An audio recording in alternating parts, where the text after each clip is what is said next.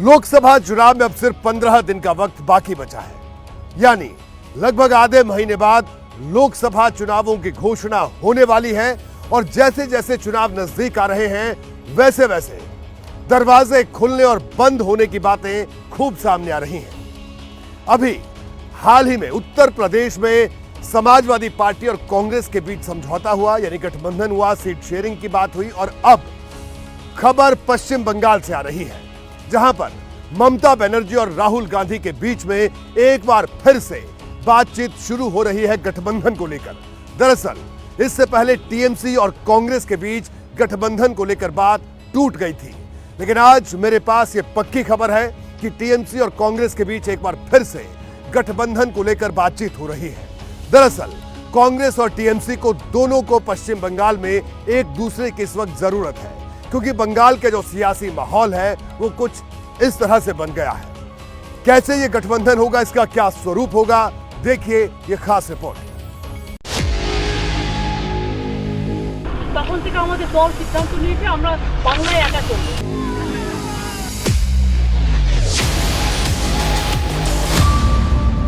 अब इसे इंडिया गठबंधन के अच्छे दिन कहें या राजनीति की चालबाजी, जिस ममता बनर्जी ने कांग्रेस और वाम दलों के खिलाफ मोर्चा खोल दिया था, सीट बंटवारे पर बात न बनने के बाद अकेले चुनाव लड़ने की तैयारी कर रही थी, वो फिर से कांग्रेस हाईकमान के संपर्क में आ गई हैं।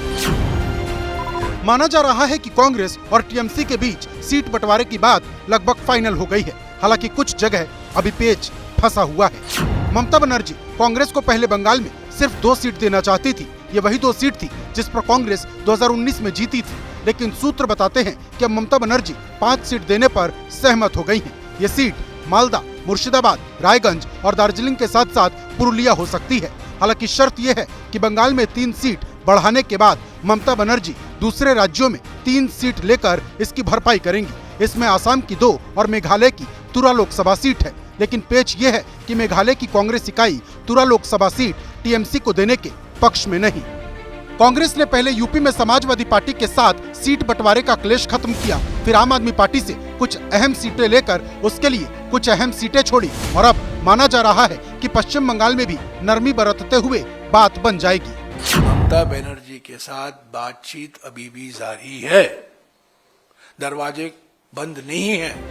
सहयोगी दलों के साथ कांग्रेस का सीट बंटवारा किसी चुनौती से कम नहीं है। पहले केंद्रीय टीम बात कर रही है, फिर प्रदेश की टीम इन्वॉल्व हो रही, और जब बात नहीं बन रही तो गांधी परिवार सुलह के लिए बीच में आ रहा।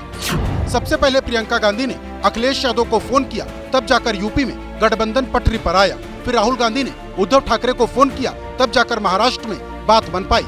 और अब सोनिया गांधी ममता बनर्जी से फोन पर बात कर सकती हैं। ममता बनर्जी से कांग्रेस की बात अगर बन भी जाती है तो एक बड़ा सवाल लेफ्ट को लेकर रहने वाला है। क्या लेफ्ट इस गठबंधन का हिस्सा होगा या नहीं? पश्चिम बंगाल में जिस फॉर्मूले पर बात चल रही उसमें 37 सीट पर टीएमसी और 5 सीट पर कांग्रेस के प्रत्याशी उतरेंगे, यानी ममता बनर्जी लेफ्ट से गठबंधन नहीं करना चाहती। इसके संकेत उन्होंने पहले भी अपने बयानों के जरिए दे दिए थे। हम जब मीटिंग में जाते हैं हम देखते हैं सीपीएम मीटिंग को कंट्रोल करते हैं, जिसको साथ 34 साल हमारा जिंदगी में लड़ाई किया हमने, हम उसको कोई एडवाइस नहीं मानेंगे। मान लेते हैं कि लेफ्ट को छोड़कर टीएमसी और कांग्रेस एक साथ आ भी जाती हैं, लेकिन अगर ऐसा होता है तो फिर उस अधीर रंजन चौधरी का क्या होगा, जो हर रोज ममता बनर्जी पर सियासी आग उगलते रहते हैं। पिछले दिनों संदेश खाली जाकर भी उन्होंने ममता बनर्जी को ललकारा था।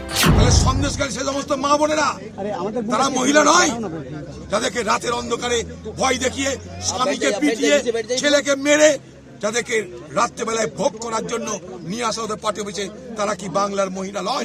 You are a Bengali queen of cruelty. Congress और टीएमसी के बीच अभी जो दूरी है उसकी एक बड़ी वजह बंगाल में कांग्रेस के सबसे बड़े नेता अधीर रंजन चौधरी हैं। ममता बनर्जी की एक बड़ी शिकायत इन्हीं अधीर रंजन चौधरी से रहा करती है।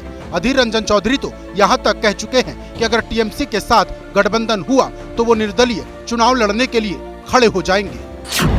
ममता बनर्जी की दया से हम लोग नहीं चुनाव लड़ेंगे। जो 2 सीटें हमारा कब्जे में है वो बीजेपी पार्टी और ममता बनर्जी को हरा के हम लोग कब्जे में लाए हैं। ममता बनर्जी की दया दूरज पे कांग्रेस पार्टी अपना राजनीति नहीं करते। 2019 के लोकसभा चुनाव में अधीर रंजन चौधरी भले ही अपनी सीट बचा ले गए थे, लेकिन इसका मतलब ये बिल्कुल नहीं कि अधीर रंजन चौधरी के बूते पूरे बंगाल में कांग्रेस मजबूत है। हकीकत तो ये है कि बीजेपी धीरे धीरे ममता बनर्जी के गले तक पहुंच गई है। 2019 में टीएमसी ने पश्चिम बंगाल की 22 सीट जीती थी, जबकि बीजेपी ने 18 सीटों पर कमल खिला दिया था।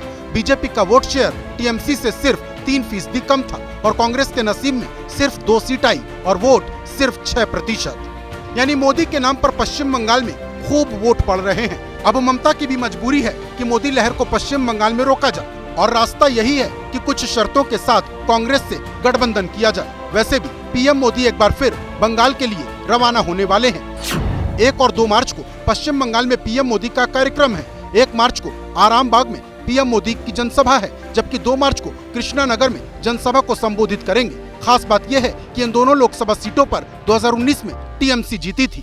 पीएम मोदी ऐसे वक्त में पश्चिम बंगाल जाने वाले हैं जब राज्य में संदेश खाली के मुद्दे पर सियासी संग्राम तेज है।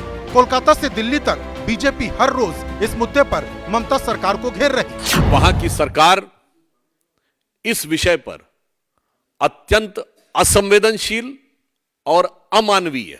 कल हमारे प्रदेश अध्यक्ष सुकांतो मजूमदार जी को बलपूर्वक वहां जाने से रोका गया।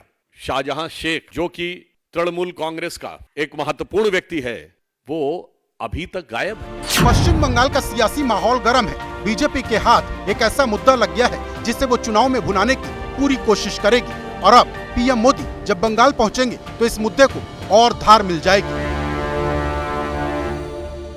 जैसे ही घड़ी का काटा दोपहर 2:30 पे आए, बबीता जी का दिल सास बहू साजिश के लिए मचल जाए। और ये है इनकी बहू, पूरे दिन ऑफिस की टेंशन हो जाए गॉन जब ये करें अपना फेवरेट शो फ्री टाइम पे ऑन। इनकी तरह आप भी देखें अपना फेवरेट शो अपने टाइम पर और डाउनलोड कीजिए एबीपी लाइव ऐप अपने स्मार्ट टीवी पर।